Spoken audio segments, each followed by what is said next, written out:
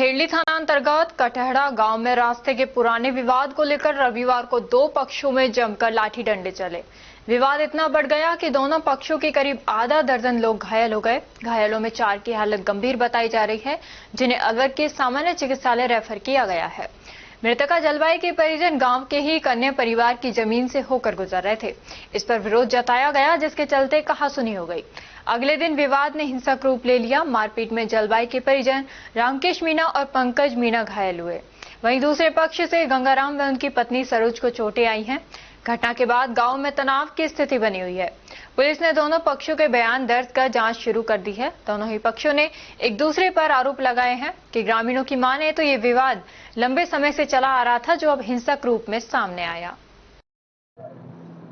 मैं सुबह साहब गांव में भजनलाल के यहाँ छाछ के लिए जा रहा था, तो उसी समय घमसी पिता किसका नाम क्या नाम है, घासीराम, जलवाई पति घमसीराम, रामकेश पुत्र घमसीराम और पंकज पुत्र क्या नाम है घमसीराम, रेखा और दूसरी उसकी बहन है वो, उनके में वो हमारा सामूहिक रास्ता है जिसमें होकर मैं जा रहा था, तो मेरे से पीछे से इन्होंने वार किया, जिसकी वीडियो भी बनाई है। दूसरे पर उसने वो इनका ये कहना है कि जो ये महिला है वो सुबह खेत में जा रही थी, तो आपने मना किया उसको?